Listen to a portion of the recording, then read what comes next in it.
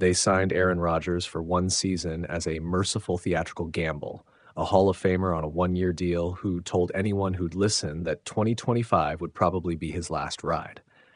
Now, 8 games in, the script is bending. Rodgers isn't just playing well, he's made the Steelers rethink the obvious next step. Maybe you don't rush to draft a new franchise quarterback in 2026 if the one you already have looks like he still owns the playbook. Behind the steel curtain. Let's be honest about what's changed. Rodgers came in with vintage feel, pocket instincts, and timing, the sorts of traits a team can plug into a polished scheme and see immediate returns. He's completed a hefty share of throws, tossed a slate of touchdowns, and shown the kind of on-field calm that turns close games into winnable ones. Those are the exact short-term upgrades a veteran QB brings: steadier decision-making, quicker reads, and a dampening of the turnovers that used to flip the scoreboard on its head. The numbers back that up. Rodgers has been among the league leaders in touchdown production through the early stretch of the year.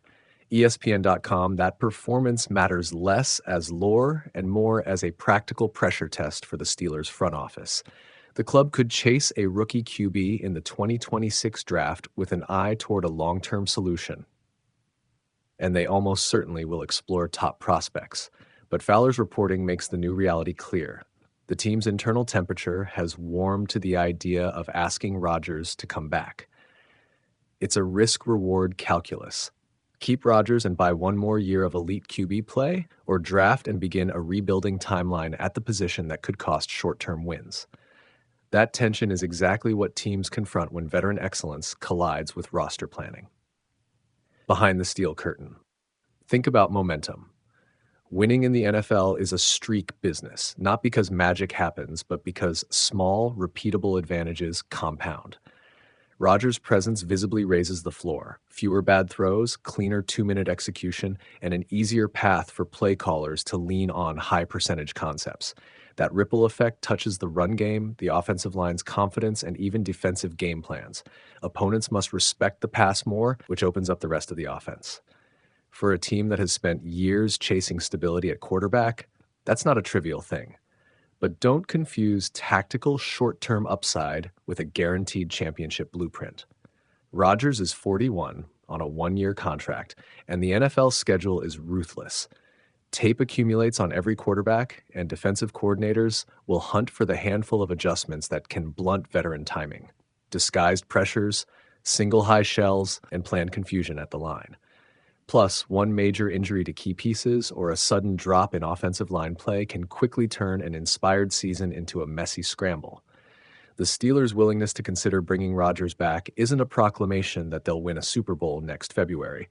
It's a clear signal that they value present certainty over speculative long-term upside. ESPN.com. And there's a human element: locker room buy-in, comfort with the coach, and the soft chemistry that takes a few weeks to form.